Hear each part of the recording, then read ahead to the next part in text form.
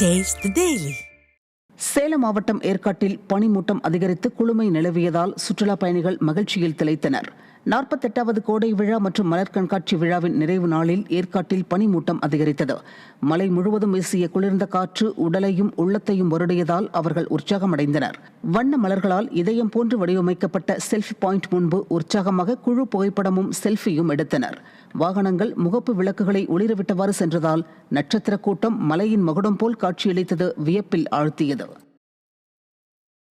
திண்டுக்கல் மாவட்டம் அய்யலூர் வார சந்தையில் வரும் ஜூன் மாதம் 7ஆம் தேதி பக்ரீத் பண்டிகை வருவதை முன்னிட்டு 3 கோடி ரூபாய்க்கு மேல் ஆடுகள் விற்பனை செய்யப்பட்டது. அதிகாலை 4 மணி முதல் பல்வேறு கிராமங்களில் இருந்து 40 கிலோ வரையிலான ஆடுகள் கொண்டு வரப்பட்டு 20,000 முதல் 35,000 வரை விற்பனை செய்யப்பட்டது. 10 கிலோ எடை கொண்ட செம்மறியாடு 10 முதல் 11,000 ரூபாய் வரையும், 10 கிலோ எடை கொண்ட வெள்ளாடு 7,500 ரூபாய் முதல் 8,000 ரூபாய் வரையிலும் விற்பனை செய்யப்பட்டது. தேனி மாவட்டம் போடிநாயக்கனூர் பகுதியில் வீசிய பலத்த சூறைக்காற்று காரணமாக பேருந்து நிலையம் அருகில் உள்ள சிக்னல் கம்பம் சாய்ந்து விபத்துக்குள்ளானது. போடிநாயக்கனூர் பேருந்து நிலையம் அருகில் இருந்த சிக்னல் கம்பத்தின் அடித்தள பகுதி துருப்பிடித்து சேதமடைந்த நிலையில் அதை அகற்றுவதற்கு எந்தவொரு நடவடிக்கையும் விடியா திமுக அரசு எடுக்கவில்லை.